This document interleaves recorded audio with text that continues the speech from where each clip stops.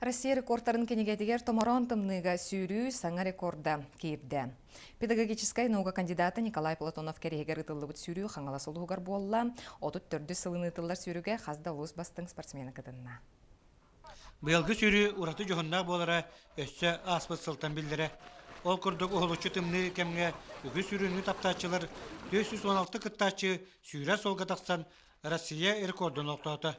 Манна котулустаттан булуңтан, өлөнтөн, бүлүй бөлөк, уанна кейін улустар жокуске корат сүйрүктер экелен жохун түген болла. Бу атлеттер тымны температурага сүйрәләре дел, бу героизм олох. Рекорд орга бара 365 тиынады. Одан бия бүкөттөкүлө бүгүн рекорд болар булак. Педагогическая наука кандидата Николай Николаевич Платонов өстү 1991 сыллака жыл самай тымны кемегер аксыныга булгуньяктан сопкоз белигер агыс километрге сүйрүүнү терген турар. Бу тымныга хүрөкканада тымны кеяка туханагалар нарыты брасыр гитем тиллерди тымнынан деп. Би уңга хүрәчле тымныга жарыктандар эме хүрдән тагысылар ди.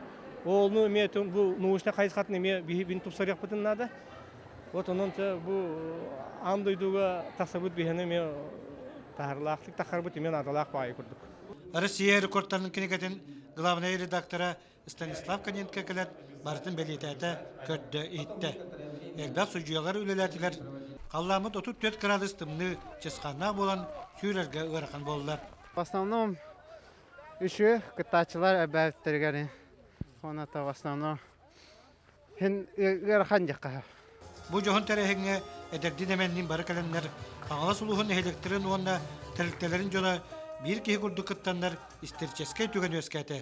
Тымныгы сүйрүүгә әлбәк кыттачылар Россия рекорда аңала сулуһугар олуктанна.